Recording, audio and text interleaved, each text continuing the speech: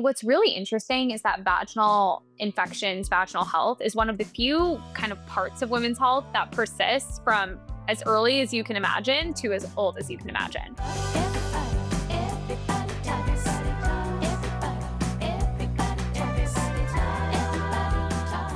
Hey, everybody, I'm Lori Schulweiss. And I'm Jen Giamo. And welcome to another episode of Everybody Talks, a podcast where we explore the wide world of wellness. Sometimes we talk to experts, sometimes we just talk to each other, but we're always talking to you.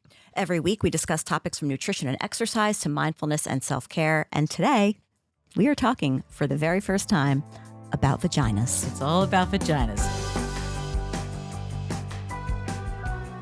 Our guest today is a leading expert in vaginal health dedicated to advancing women's healthcare through education, research, and patient advocacy. With a focus on holistic and evidence-based approaches, she has helped countless individuals improve their quality of life by addressing intimate health concerns with sensitivity and expertise. She's the founder of Evvy, a precision women's health startup discovering unnoticed biomarkers, starting with the vaginal microbiome. She frequently collaborates with health organizations, participates in public health initiatives, and contributes to medical journals, furthering the dialogue around women's reproductive and vaginal health. Please welcome our guest, Priyanka Jain.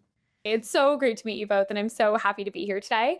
And I'm so excited to be your first conversation about vaginas. That's such an honor. Yes, sure is. But I'm Priyanka, like you said. I'm the co-founder and CEO of Evvy.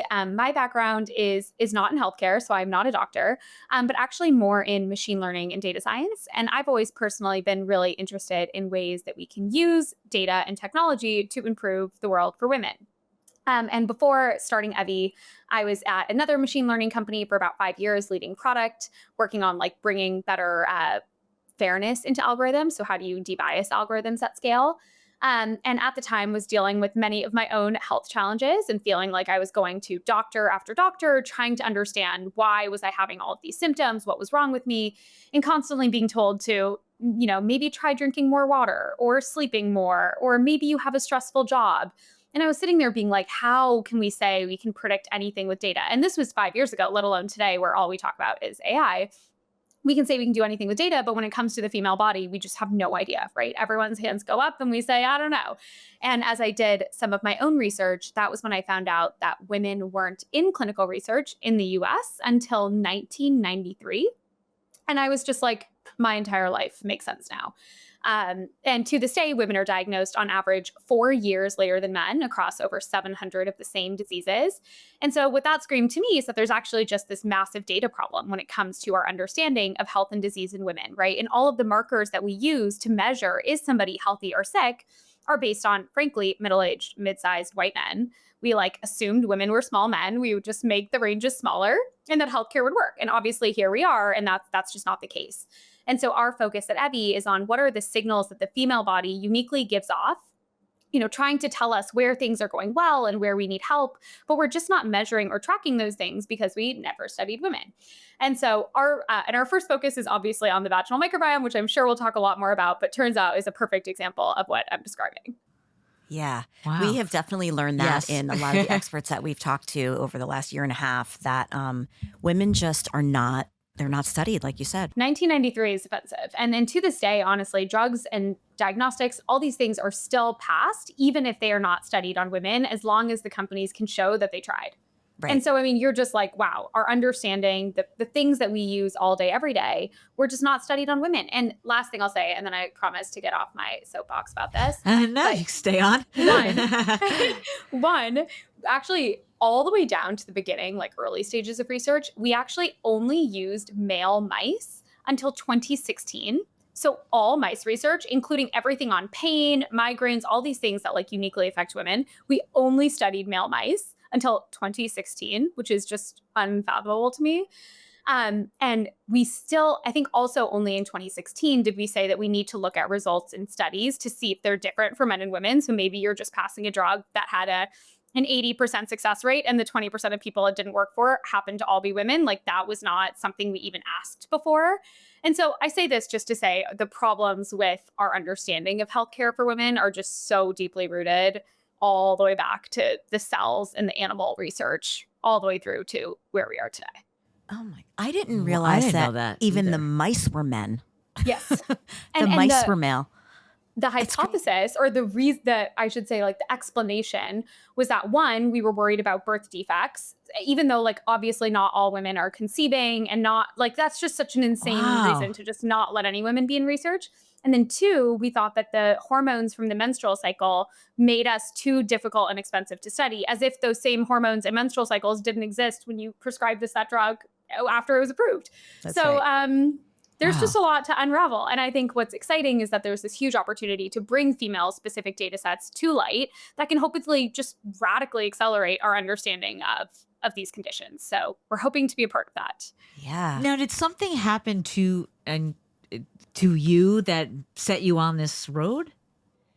I mean, yes. I mean, yes. I've been dealing with a variety of different autoimmune diseases for as long as I can remember, probably 12 plus years, and just have never been able to get answers. Nobody's ever known why they're happening to me, how they're happening to me. I mean, in the peak of one of my flares, and I had lost at that point, I was half bald, had lost half my hair.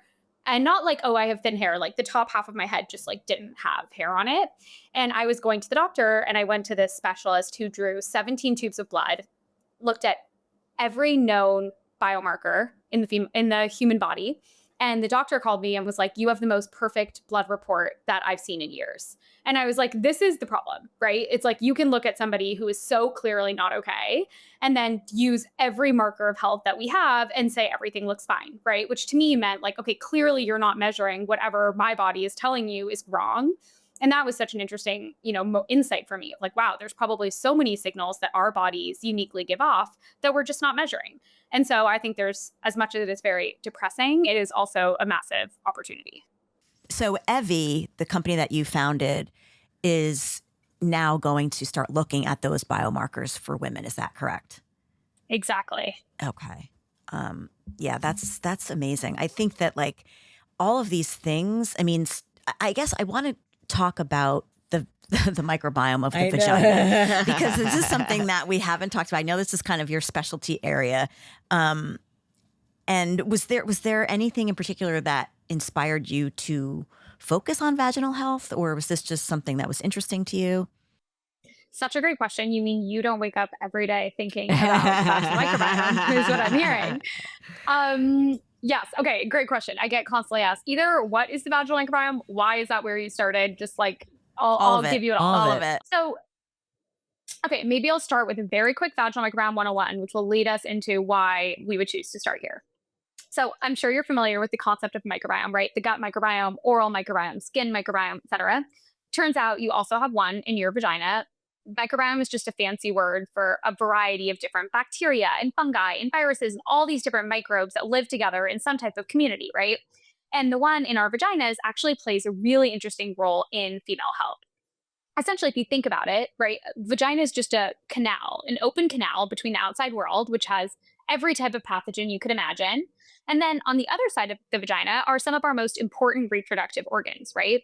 And it turns out that the vaginal microbiome actually plays this really interesting role to protect the rest of that system. And what I mean by that is when it's in a healthy state, the vaginal microbiome is dominated by microbes like lactobacilli, which maybe you've heard of. And those microbes produce lactic acid, hydrogen peroxide. They make the vaginal environment highly acidic. And they take up all the space on the vaginal wall so that when pathogens inevitably get into your vagina, they just can't survive. It's too acidic, there's no space for them, and it actually keeps them out of the vagina and the rest of the system. But then I always say, like, God forbid you have sex with someone new, you sit in your swimsuit for too long, you have a long period. All of these things can elevate your vaginal pH. When that happens, those bad guys start to replicate and make a home in your vagina.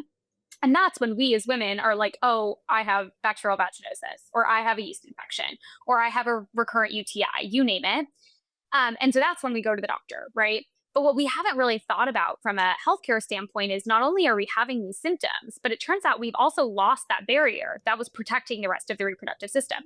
So there's all this research now showing that when you have a disrupted vaginal microbiome, people seem to be at higher risk for everything from infertility and IVF failure to preterm birth to cervical cancer progression to acquiring STIs, you name it. But we're not taking any of that data into account when we provide healthcare to women. And so all that to say, like, there were really two reasons we chose to start here. One is that from a clinical and kind of patient standpoint today, vaginal discomfort is actually the leading reason that women seek healthcare advice in the US. It's a very, very, very prevalent problem. I'm sure we all have been there. 30% of women at any given time have bacterial vaginosis or BV, which is the most common vaginal infection, but just one of them. It's the number one type of OBGYN appointment. So, all of that to say, very, very prevalent problem. And when we go to the doctor today, we are more likely to be misdiagnosed than correctly diagnosed. And we are more likely not to get better than we are to get better. And so, basically, you have this incredibly prevalent but poorly managed problem that so many women are dealing with. And that's unfortunately, then they're turning to the internet and they're buying whatever product will make their vagina smell like a flower because the healthcare system is failing them, right? So you have this huge patient and clinical need that is so unmet, and there's no data driving any decision making there. And then on the flip side, there's everything I described earlier about the role that the vaginal microbiome is clearly playing in so many female health outcomes. But again, no one's using any of that data. So it felt like such an obvious place to start where we could bring better technology, allow, sequencing technology that we use for the human genome, the gut microbiome, every microbiome on earth except for the vaginal microbiome. I was at a microbiome conference that the list was we're like innovations in gut, oral, skin, and plant microbiome. Like we didn't even beat the plants. I was like, are Wow. you kidding Wow. me?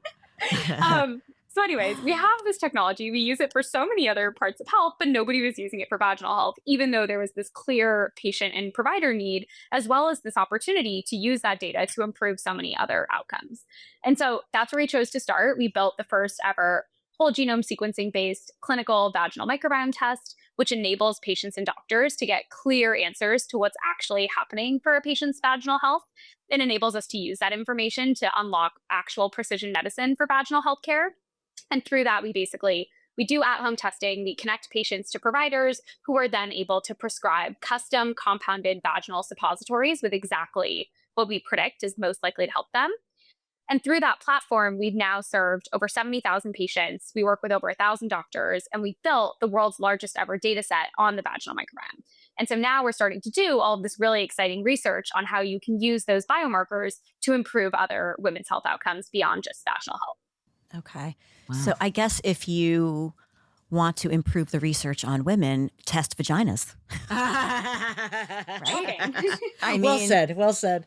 I would think that's where you start. That makes Exactly. a lot of Yeah. sense. And there's a wealth of data down there. Like it's just Yeah. amazing to me that there's so much research showing that there's so much information. And frankly, our vaginas are pretty accessible, right? Way Yes. easier than getting Yeah. your blood drawn or any of these other things. And I'm like, you just swab it. And there's so much information that Absolutely. we're not using today. Yeah. That's crazy. So with that data, can you can you just kind of like break down for us like what are the key components of a healthy vaginal microbiome, and why? How do we maintain that balance, and why is that so important? 100%. So, when you have a healthy vaginal microbiome, typically what you want to see is actually dominance. So, I don't know if you're familiar with this, but in the gut microbiome, people talk a lot about diversity, right? You want a diverse gut microbiome. You want to eat very diverse foods. I'm sure you've heard some of those recommendations. What's interesting is in the vaginal microbiome, you actually don't want diversity. You actually want to be dominated by very specific types of bacteria that play that protective role that I was describing earlier, right? Of providing the lactic acid, taking up the space. And so, what we can do is first help patients understand how much of the good bacteria do you have? And if you have a high level of pathogenic or bad bacteria, what types of bacteria is it, right? Today in the healthcare system, I mean, literally the gold standard is smelling the swab and looking at the shapes under the microscope, right? Like you can only imagine why we have such imprecise diagnostics and useless treatments. It's like, well, because we don't even know what's going on, right? So, first thing is just understanding what's literally going on. What's the composition of good versus bad? Do you have high diversity or low diversity? And helping people understand this part of their body that unfortunately we are not taught very much about until we end up at the doctor's office with solutions that don't work, right? So, we start there. Like I said earlier, we then connect patients to doctors who can actually be experts in the vaginal microbiome and help patients get on a treatment program that actually not just treats the bad guys, but actually rebuilds the good bacteria. And so, what we always say to patients is like the first way to take care of your vaginal health is to know what is the state of your vaginal health right now. Unfortunately, up to 80% of patients who have a vaginal microbiome in dysbiosis are asymptomatic. So they don't know that necessarily, but they might then have all these other health risks that they're not thinking about, right? So we can help patients just understand what's actually going on, and then we can connect them to providers and treatment to help them get better. And then in addition to that last part of the platform that I adore, that really speaks to the amazing work that you all do, is education and information and providing people with actual science and medical based information about their vaginal health.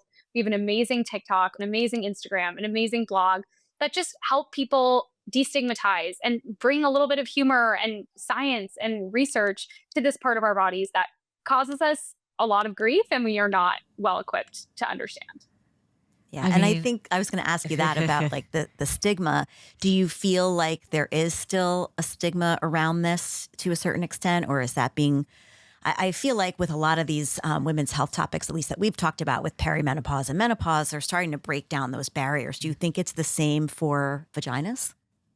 I mean, you guys tell me. I don't think so. I don't think we're there yet. I think I don't menopause think might you're be a there few yet. steps ahead I of don't think you're us. there The yet. fact that I'm still uncomfortable saying vagina. Well, imagine doing that in the investors' offices of all male investors, and each time they like do a little bit of a shriek, and by the end they were like, "Oh, that's just a word, and that's just a body part, and it's actually a massive Totally. opportunity in healthcare." So, Yeah. yeah, Totally. it's I think the stigma is unfortunately still there. I mean, my co-founder, who's our chief marketing officer and is truly like a brand and storytelling genius, and who's built kind of all of the amazing content that we support patients with, she always says that, there was the menstrual health movement, right? Where we started to become comfortable talking about periods. And then we started to be comfortable talking about female sexual pleasure. And now we're talking about hot flashes and menopause and infertility. And I feel like we're just ready, maybe, to talk about vaginal odor and vaginal infections, which is actually the number one reason we all go to the doctor.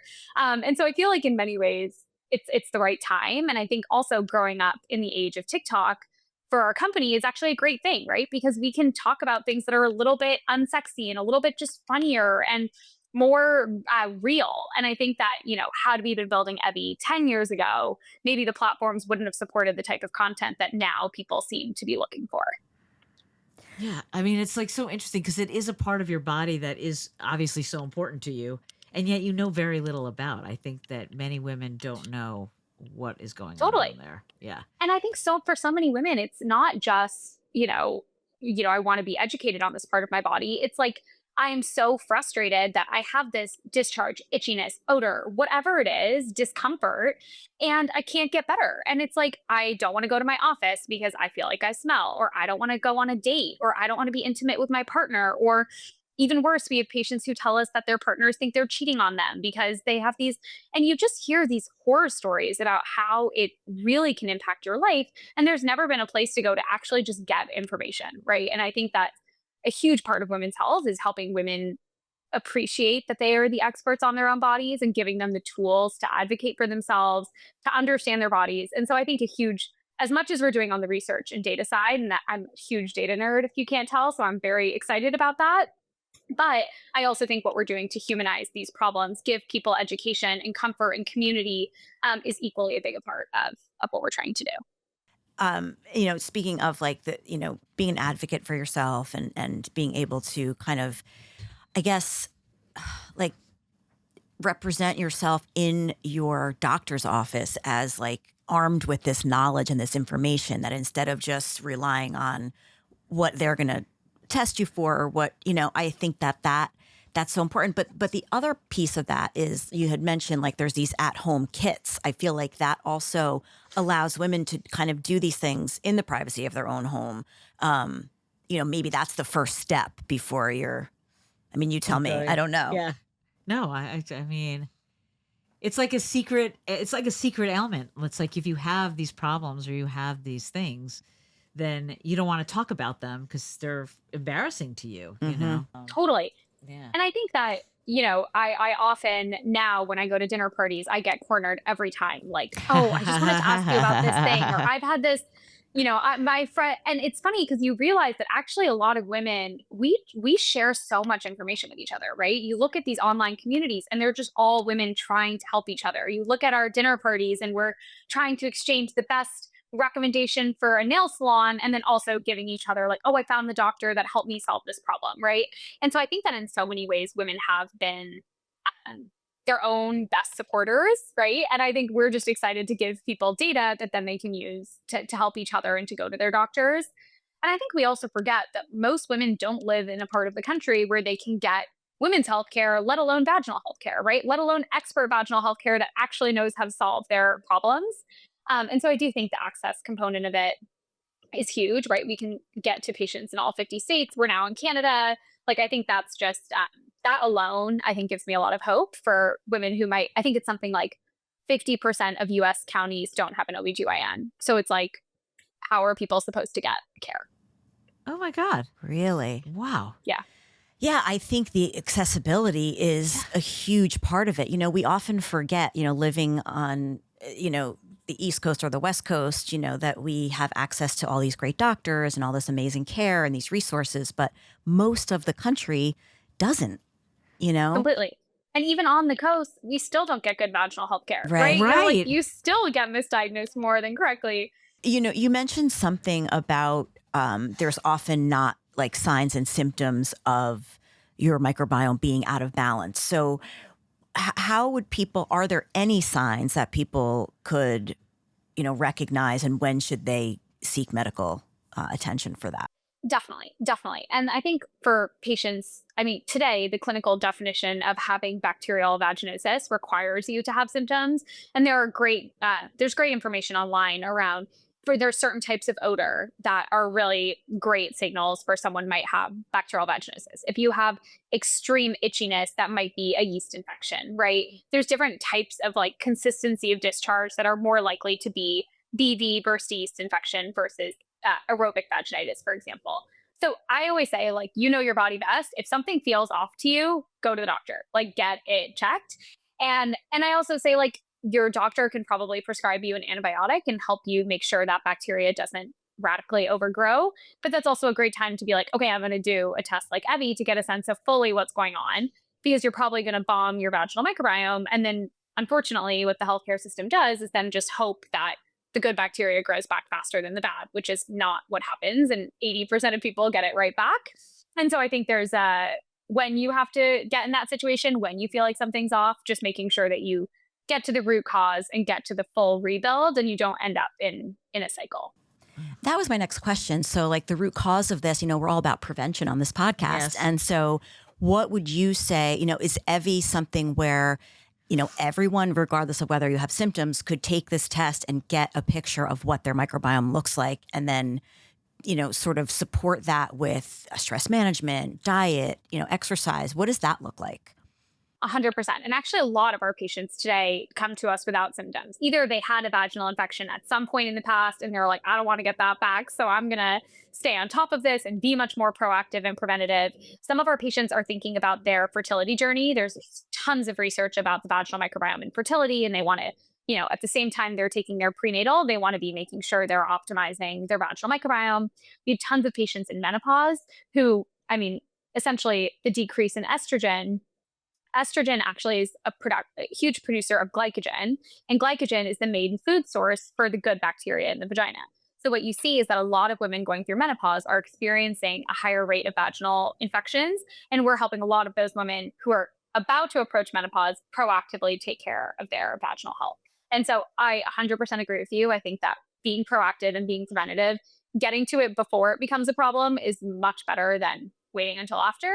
Unfortunately, for a lot of women, we're far in the after situation by the time you find out about Evvy. But absolutely, our hope is that we find women first, because I mean, if you think about the vaginal microbiome, and if this is the whole microbiome, if you're only 10% bad bacteria, it's a lot easier to get you back to somewhere good than when you're 100% bad bacteria, right? And so you have to think about it like it's not binary. It's a community that's evolving, and if we can try to shift it when you're already in a better place, that's a lot easier. And Priyanka, are there, sort of like the gut microbiome, are there certain foods and things that people can eat that will help to improve that good bacteria in the vagina? Great question. My answer to You're like gonna laugh every everything. time I say vagina. No, the time you said that, it sounded like you were like vagina? Oh. Like it was very Okay, like by the end of timid. this, I'm you'll saying be it well now. trained. I'm You're saying saying it. it proud. Say it proud. Saying it proud, loud and proud. But it's a good Um, question. It's a great question. And it's actually just will go on my list of frustrating things that there's just not a lot of research on. The answer to everything in vaginal health is like, oh, yeah, this is the most common condition that affects women, but we still don't know. And there are doctors who will say, diet plays no role in vaginal health. And I think that's BS. I think we probably can all agree that diet's probably playing a role. What we see is, the thing that has been established is that high sugar diets can promote candida overgrowth, both in the gut as well as in the vagina. So, might make yeast infections more common. But what we see from the limited research that does exist is a healthy gut microbiome and a healthy vaginal microbiome are often interconnected. And so, if you think about it, your gut modulates estrogen. So that can be a huge component of it. Your immune system is a huge component of, are you able to fight off the bad bacteria or are they regrowing? And so, in my opinion, we know that diet is connected to many things, and we know those same things are connected to vaginal health. So I feel comfortable drawing a line, but the research has not been done. Oh, Really that's interesting. interesting. Yeah, I would think Oh. that that's an obvious connection to me. I think so too. Because, well, Even mean, just thinking about like inflammatory food, like things that are creating inflammation in the body, they're going to create Sure. inflammation in all of your organ systems. Sure. But And vaginal health just has not. You think about stress and vaginal health, you think about diet, you think Yeah. about exercise, and just the answer to everything is nobody has studied it. And it drives me crazy that in the healthcare system, the way that so many providers talk to patients is there is no link instead of saying we haven't done the research. And to me, those two things are so different. But unfortunately, we conflate them and we say diet doesn't play a role, not because we know it doesn't play a role, but because we've never looked, right? And so I think, unfortunately, the answer to many things is we don't know, not that the answer is not true. yeah. Right.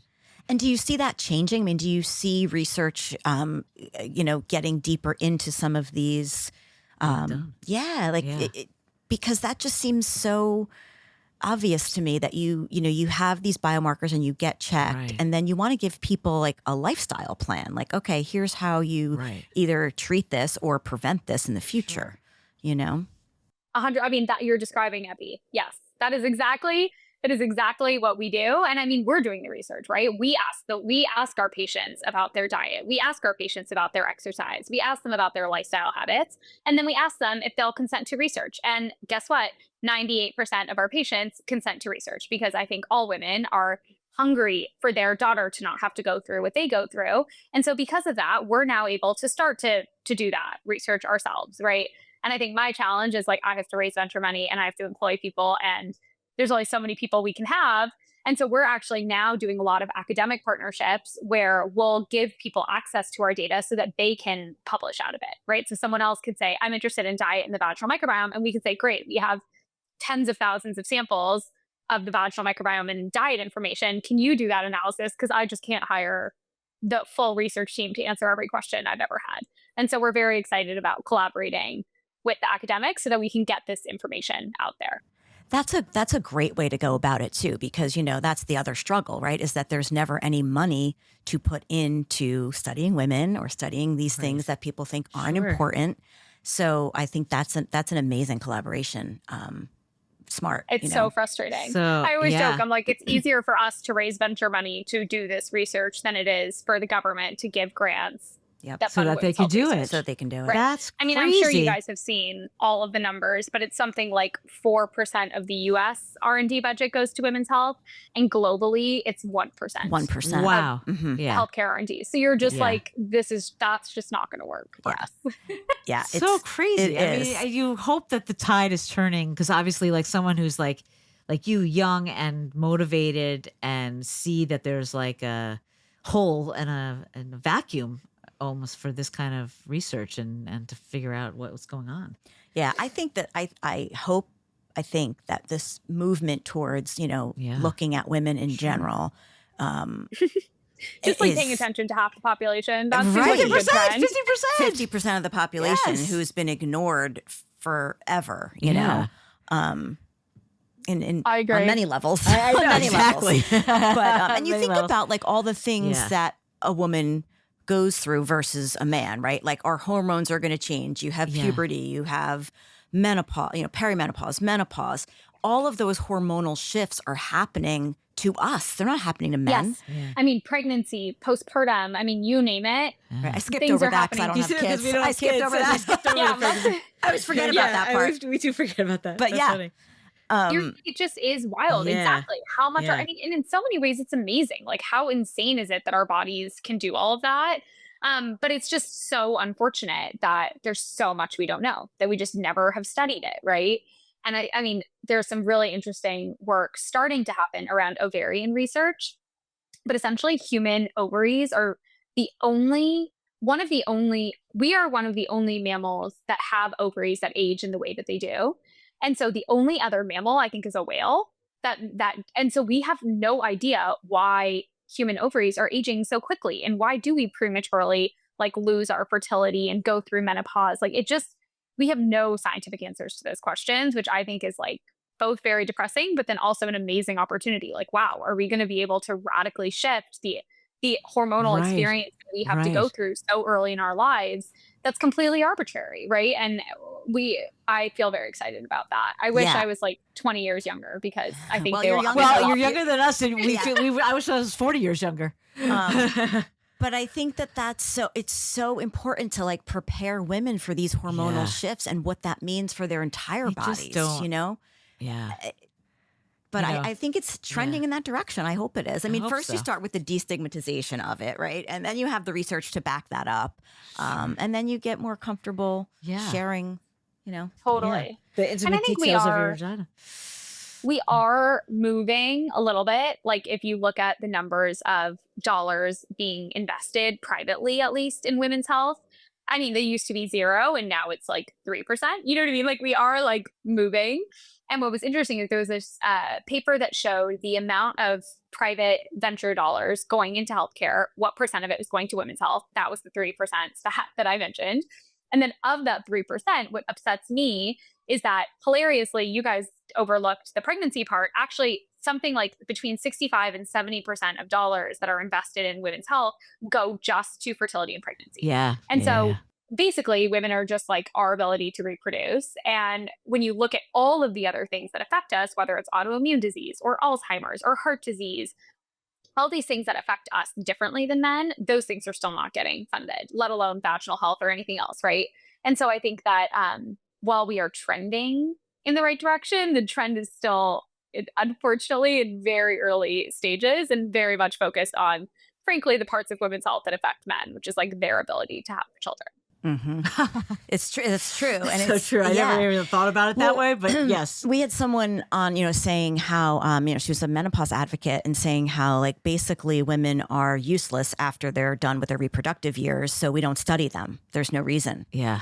And all the things you just mentioned, heart disease and Alzheimer's and all those things, we have such a greater risk as we lose estrogen to developing those diseases. So it's like, catch up, medical system. Yeah. Like, catch up with this. Totally. So crazy. It's insane. I think, honestly, though, it's like a moment for the private sector to step up, right? Because it's like, at the end of the day, it's not like any of these systems have ever helped us anyways. It's always been us helping ourselves. And so how do we get women to invest in women who build solutions that help women? And like, we've always had to do this outside of the system. And now we just need to acknowledge that that's the case. I think it's definitely moving in that way. I mean, people we've talked to on this podcast, and like that people are going outside of their doctors that they've seen for 20 years and seeking out these kind of other avenues to take care of themselves, for sure. Yeah, more holistic practitioners, Yes. and Yeah. I think that that's important too. Yeah, not to mention the root causes of everything. It's like made me, just being on this podcast has made me rethink, when I feel something is wrong with me, how I go about finding out the answer of how to treat it. Whatever it is, Totally. doesn't matter what it is. Totally. And I think we dismiss so many of our own symptoms as just like, oh, that's just what it's like to 100%. be a woman, or that's just, what are you going to do about it? You're just going to get hot flashes and you're just going to deal with these symptoms. And it's like, that's just not true. We don't need to live that way. And I think there are exciting tools that are coming. to help Yeah. us. Yeah. Well, that's what we've always been told, right? It's like, Yeah. oh, just deal with it. It's fine. You don't, this is just what you go through. And I think we're finally like waking up to the fact that we don't have to just Yes, suffer that's, through it, we you don't know? have to do that anymore. But Priyanka, you For sure. mentioned sort of like education and like this idea of like early intervention, so to speak. Like, how early do you think vaginal health should be discussed in schools, for instance? It's a great question. I mean, when does sex ed start in school these days? Like fifth grade? I don't think it's know. fifth I've heard of grade. Yeah. it. Fourth Yeah. or fifth grade. I Yeah. remember, I remember it. Yeah. something in fifth grade personally. I mean, what's really interesting is that vaginal infections, vaginal health is one of the few kind of parts of women's health that persists from as early as you can imagine to as old as you can imagine. And so, what I mean by that is we have moms who write in, people who have babies, and they're like, I think my daughter is getting constant vaginal infections from being in her diaper, right? Like, all the way that to girls who are 6 years old and their parents are like, I just can't figure out why she keeps getting a yeast infection, all the way through obviously puberty. Obviously, when people start having sex for the first time, they're trying to get pregnant and they're sitting with semen in their vagina, which affects their vaginal pH. You're postpartum and you have a drop in estrogen. I mean, you name it, throughout your whole life, vaginal health is playing this interesting kind of thread.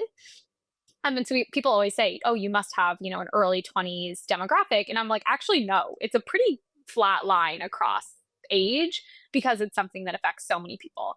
Evvy, unfortunately, we technically can only sell to people who are 18 and older for legal reasons. And so that's as early as we typically get involved. But I think that a lot of people are dealing with vaginal health issues a lot earlier than that. So it's like as soon as you're old enough to deal with it, I would deal with it. You mentioned like fifth grade starting sex ed, and I can remember Oh my like it God. was the boys went in one room and the girls went in the Yes. other room. Yes. 100%. Right. And I feel like now it should be where Everybody's they should all together. learn this. Yes. I think Yes. the Completely. boys should learn it just as much, you Yeah. know? Completely. Guess what the number one trigger of vaginal infections is? The boys. Sex. Boys. Yeah. Yeah. Definitely, I agree.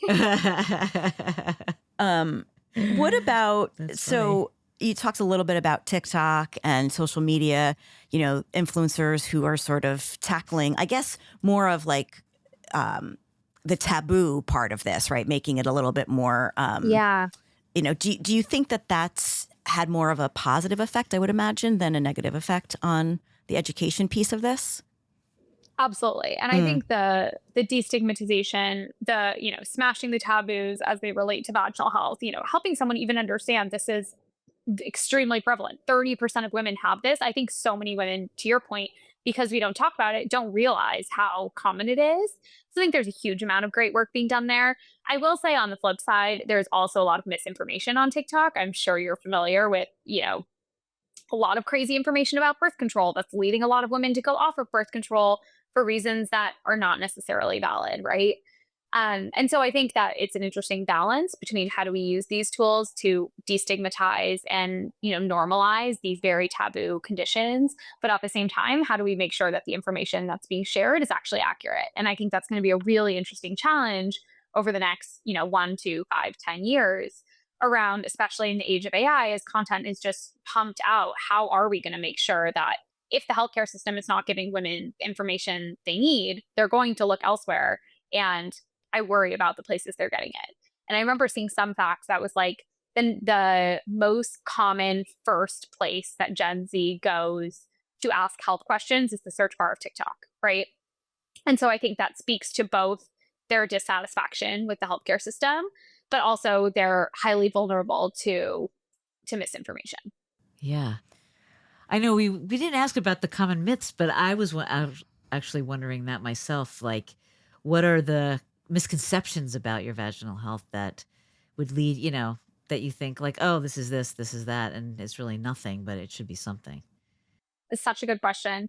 I think the most obvious one is douching, which is like so many women buy these, they have a vaginal odor, or they feel, self-conscious or uncomfortable about something down there. And they think, oh, I need to clean it, right? So then they buy a douche or they buy certain types of wipes that introduce these scents or promise, fill in the blank. And those things are literally the worst things for your vaginal health, right? As you can imagine, back to all those good bacteria that I was telling you about. It's like you don't want to be wiping those guys out because you're actually going to give yourself an infection. And I think that because of this stigma, people just go to the CVS aisle. The CVS aisle sells you a lot of things that look floral scented. You tell yourself, oh, if my vagina doesn't smell like a flower, I need to be buying these products. And then you actually just perpetuate this cycle of not getting better. So I think it's just remembering when things are uncomfortable down there, that requires medical attention, right? This isn't just a wellness, live in the land of kombucha. Like this is actually a medical condition. And I think it affects it's not just, are you going to be uncomfortable? It can affect you in so many ways. And I think making vaginal health both destigmatized, but also taken seriously is incredibly important. Yeah. And I think all of those types of products too are so, anything that has a scent to me is like toxic. It's just toxic. It's like there's all sorts of unnatural ingredients in there. Do you feel like there's also lately a proliferation of all of these kind of deodorants that are for your whole body, which kind of alludes to like masking those scents that you might have? And I never even thought of that before. But now there's all these products that do that. Yes. And that's exactly what I mean. I think that what frustrates me is that there's a lot of products that are targeted at women. You have this vaginal symptom, buy my fill in the blank supplement, probiotic, wash. And I think, you know what? Many of those products have helped people, and I am happy that they have helped people. But I think that there is just a dearth of understanding of like, do I actually need this? What is the problem I'm dealing with? Like, I think we just don't treat it like it's healthcare because healthcare has left women hanging for so long. And I just hope that companies like Evvy can bring vaginal healthcare back to being elevated to being healthcare, right? Which is like when you have something down there, you don't reach for a deodorant or a wash, but you reach for a test or a doctor who can actually treat it correctly. And I just think that unfortunately we're very vulnerable to these products because nothing works. And I don't blame women for buying them. I'm like, what are you supposed to do? It's really frustrating.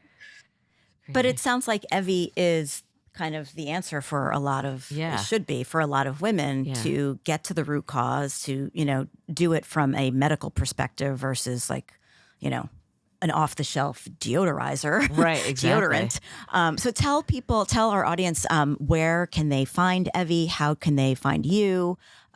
Share all the things. Absolutely. So we are online at every.body.talks. It's EVVY.com.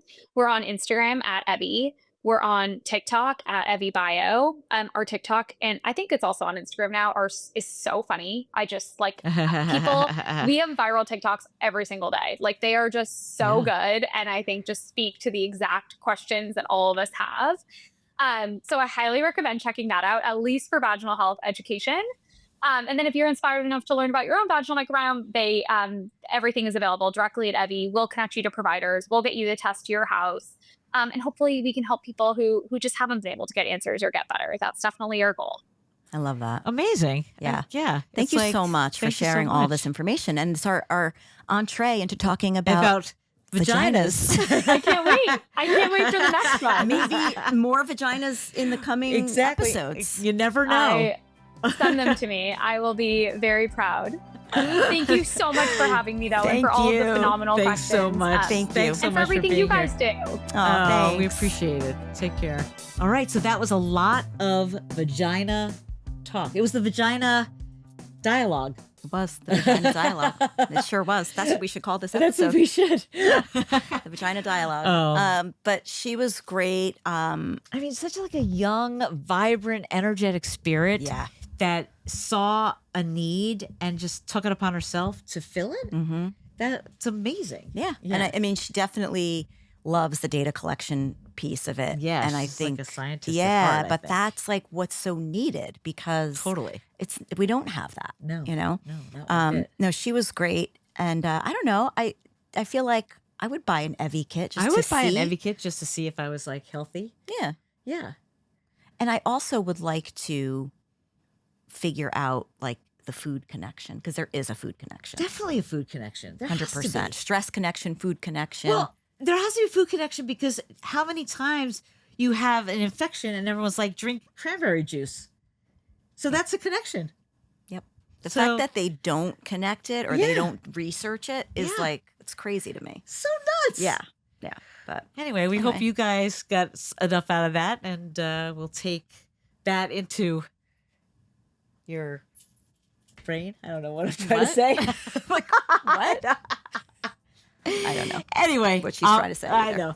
I'm Lori Schulweiss. And I'm Jen Giamo. And this was Everybody Talks. Talk to you next time. Take care. For more information about our podcast, to learn more about us, and to catch up on all of our episodes, go to our website at everybodytalkspodcast.com. Follow us on Instagram at Shuli, at Jen Giamo, and at Everybody Talks. And if you want to watch today's episode, go to our YouTube channel at Everybody Talks Podcast. Join the Everybody Talks community by checking out our Patreon page, where you can become an exclusive member of our wellness group and be a part of the conversation. And don't forget, if you like what you've heard, give us a 5-star rating, write a review, and tell a friend. We're for everybody and everybody. The Everybody Talks podcast is co-created, executive produced, and hosted by us, Lori Schulweiss and Jen Giamo. Produced and edited by Station 16. Our theme song music is written and performed by Jackie Ryle and Aaron Navisi, with additional support from our pups, Oliver, Milo, and Murray. Talk to you next time.